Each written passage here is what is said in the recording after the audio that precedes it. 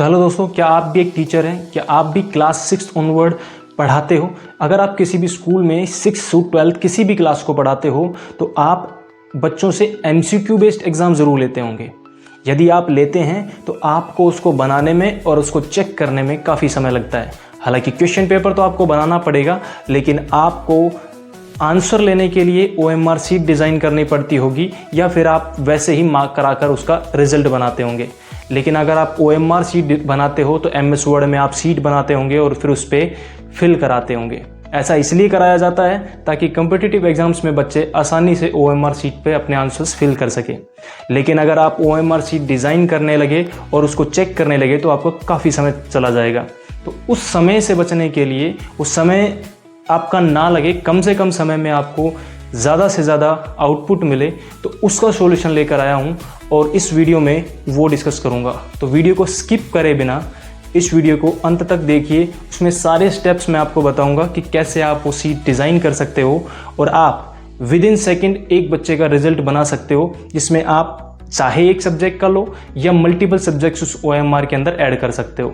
तो कैसे आप करोगे, आइए ज़रा देखते हैं। दोस्तों, ये आप काम कर पाएंगे एक ऐप के थ्रू, जिस ऐप का नाम है EvilBee। आप अपने मोबाइल फ़ोन में एंड्रॉयड या iOS में सर्च कीजिएगा प्ले स्टोर में जाके EvilBee, और आपको वहाँ से एक टीचर्स वाली जो ऐप है वो आपको इंस्टॉल करनी है। वहाँ पे आपको ईमेल ID और कुछ नॉर्मल चीज़ें जो वो आपसे मांगता है वो आपको प्रोवाइड करानी है और आपका अकाउंट क्रिएट हो जाएगा। इसके बाद जब फर्स्ट इंटरफेस मिलेगा वहाँ पे आपको एग्ज़ाम क्रिएट करने का ऑप्शन मिलेगा और वो ऑप्शन ऐड न्यू का बटन आपको मिलेगा, उससे आप नया एग्ज़ाम क्रिएट करेंगे। ये जो प्रोसेस बता रहा हूँ ये प्रोसेस है एग्ज़ाम क्रिएट करने का, और ये एग्ज़ाम जब कंप्लीट क्रिएट हो जाएगा तो एक OMR शीट पूरी डिज़ाइन होकर आपके सामने होगी। ठीक है, आपको रोल नंबर्स की डिजिट मिलेगी। बाय डिफ़ॉल्ट वो 5 मिल सकती है, आप कम या ज़्यादा अपनी नीड के अकॉर्डिंग कर सकते हो। इसके बाद सेट पे आते हैं। सेट आप कम ज़्यादा कर सकते हो, प्लस माइनस का बटन वहाँ पे दिया है, वहाँ से आप कम या ज़्यादा कर सकते हो। मैक्सिमम टीचर्स 2 सेट्स सफिशिएंट होते हैं, 2 सेट्स का ही यूज़ करते हैं। आप चाहे तो इसको कम या ज़्यादा कर सकते हो। इसके बाद सब्जेक्ट की बात आती है। आप चाहो तो एक सब्जेक्ट अपना इंडिविजुअल कर सकते हो या फिर उसमें मल्टीपल सब्जेक्ट्स भी यूज़ कर सकते हो अगर आप एक कंबाइन एग्ज़ाम लेना चाहते हो। तो अगर उसमें सारे सब्जेक्ट्स ऐड करना चाहते हो तो उसको आप यूज़ कर सकते हो। सब्जेक्ट्स के आप नाम दे सकते हो, किस किस सब्जेक्ट में सब्जेक्ट का नाम, ताकि आपको जब रिजल्ट बनाओगे तब आसानी रहेगी कि किस सब्जेक्ट में कितने मार्क्स आए हैं। सेक्शन में आप चाहो तो इसको कम या ज़्यादा कर सकते हो, बट यहाँ पर बाय डिफ़ॉल्ट 1 आता है, तो आप एक सेक्शन बनाइए, एक सब्जेक्ट बनाइए और उसके अंदर आप भी फिर आगे क्वेश्चंस ऐड करेंगे। तो देखेंगे कैसे आप यूज़ करेंगे। उसके बाद नेक्स्ट कर देंगे और नेक्स्ट पेज पे आएंगे तो सब्जेक्ट वाइज, यानी कि मान लीजिए आपने 5 सब्जेक्ट्स यूज़ किए हैं या सिंगल सब्जेक्ट यूज़ किए हैं, उसके अंदर एक कॉमन पैटर्न रहेगा। ठीक है, सेक्शन 1 2 3 लिखा आ रहा है, वहाँ पे आप कुछ भी लिख सकते हो, वो कोई ज़रूरी नहीं है, वहाँ पर एक डॉट लगा के छोड़ सकते हो। ठीक है, अगर आपको वहाँ सेक्शन नहीं लिखना है तो। उसके बाद आते हैं नंबर ऑफ़ क्वेश्चंस। वहाँ पे आपको नंबर ऑफ़ क्वेश्चंस बताने हैं कि आपको कितने नंबर ऑफ़ क्वेश्चंस उसको देने हैं। क्वेश्चंस का टाइप आपको बताना है कि उसमें जो ऑप्शन होंगे वो कितने होंगे, 4 होंगे, 5 होंगे, कितने होंगे। उसके बाद करेक्ट मार्क्स के लिए, करेक्ट क्वेश्चन के लिए कितने मार्क्स आप वहाँ पे देंगे, तो वहाँ पे आप सेट कर सकते हो। हालांकि कर इसमें नेगेटिव मार्किंग भी सकते हो, वो ऑप्शन भी इसमें अवेलेबल है, आप चाहो तो उसे यूज़ कर सकते हो। इसके बाद अगर एक सब्जेक्ट है तो उसके अंदर सिंगल इंटरफेस मिलेगा, आपको नंबर ऑफ़ क्वेश्चंस बताने और ऑप्शन बताने। अगर मल्टीपल सब्जेक्ट्स हैं तो फिर आपको देखना पड़ेगा, हर एक सब्जेक्ट में आपको चूज़ करना है कितने नंबर ऑफ़ क्वेश्चंस किस सब्जेक्ट के हैं, और ऑप्शंस को भी ध्यान रखना है कि ऑप्शंस कैसे देंगे। इसके बाद आते हैं नेक्स्ट इंटरफेस पे। उसके बाद आपको देखने को मिलेगा कि OMR शीट का लेआउट कैसा रहेगा, यानी दिखेगी कैसी। लेआउट में कंटिन्यूअस रहता है। कंटिन्यूअस का मतलब होता है कि जो आपने सेट या रोल नंबर दिए हैं उसी के साथ कंटिन्यू शुरू हो जाएंगे क्वेश्चन, या फिर नेक्स्ट में आएंगे। तो यहाँ पे कंटिन्यूअस, इस पर आप क्लिक करेंगे तो यहाँ पे कॉलम का भी ऑप्शन आता है। तो जो फर्स्ट वाला कॉलम है वो उसमें बस सेट रहेंगे और आपका रोल नंबर रहेगा, इसके अलावा कुछ नहीं रहेगा। नेक्स्ट कॉलम से स्टार्ट होंगे आपके जो भी सब्जेक्ट आपने यूज़ किए। अगर कंटिन्यू रखेंगे तो एज इट इज़ उसके जस्ट नीचे से ही वो स्टार्ट हो जाएगा। लेबल्स का यूज़ कर सकते हो, लेबल्स का आप यूज़ कर सकते हो, उसमें आप ऐड भी कर सकते हो, नए नए लेबल्स भी ऐड कर सकते हो। ठीक है, इसके बाद आते हैं हेडर पे। हेडर जो ऊपर का टॉप वाला पार्ट है, जो आप स्क्रीन पे शायद देख रहे होंगे, जो टॉप वाला पार्ट है उसमें नेम, क्लास, एग्ज़ाम, डेट, ये रोल नंबर, ये चीज़ें आप यूज़ कर सकते हो। उसकी स्पेसिंग को आपको थोड़ा सेट करना पड़ेगा।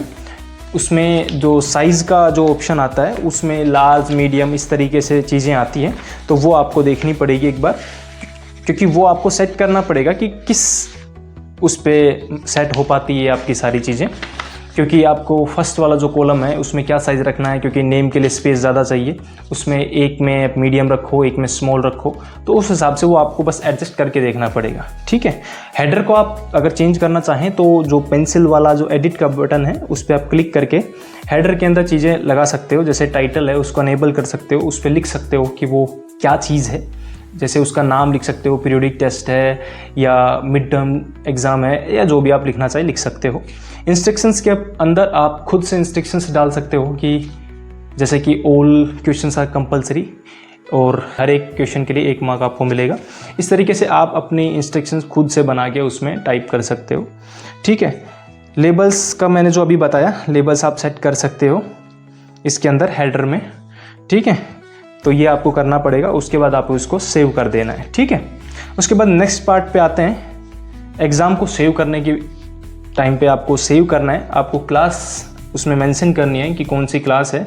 नहीं तो आप उसमें ऑप्शन में ऐड न्यू करके क्लास भी ऐड कर सकते हो, और उसमें क्लास सेलेक्ट करने के बाद आप एग्ज़ाम का नाम दे सकते हो, जो भी आपको एग्ज़ाम का नाम देना है, mid term, periodic test, whatever. उसके बाद एग्ज़ाम की डेट सेट करनी है। ये डेट आप कुछ भी सेट कर सकते हो, ऐसा कुछ कंपल्सन नहीं है कि उस दिन आपको बस इसका यूज़ करना है। ठीक है, इस ऐप का आपको केवल यूज़ करना है। ठीक है, इसके बाद हम आते हैं एग्ज़ाम्स की डिटेल। जब वो क्रिएट हो जाएगा तो एग्ज़ाम की डिटेल आएगी। इसके अंदर आपको सबसे पहले आंसर की सेट करनी है। जो आपने क्वेश्चन पेपर बनाए हैं उसकी एक आंसर की आपने बनाई होगी, मास्टर की बनाई होगी, उस आंसर की के जो भी ऑप्शंस आपने सेट किए हैं वो सारे के सारे ऑप्शंस जो आंसर की है उसमें आप जब खोलेंगे तो उसमें आपको मिल जाएगा। वहाँ पे आपको सेट करना है कि सारी आंसर की, और दोनों सेट करने हैं। अगर एक सेट है तो कोई दिक्कत नहीं है, अगर 2 सेट हैं तो दोनों सेट की आपको आंसर की एक बार में ही सेट करनी है, जितने भी आपके सेट हैं, और फिर उसके बाद उसको सेव कर देना है। ठीक है, यहाँ पे ऑप्शन स्कैन सीट का आपको देखने को मिल जाएगा। यहाँ से आप सीट को स्कैन करने के लिए क्लिक कर सकते हैं। स्टार्ट स्कैनिंग यहाँ पे है।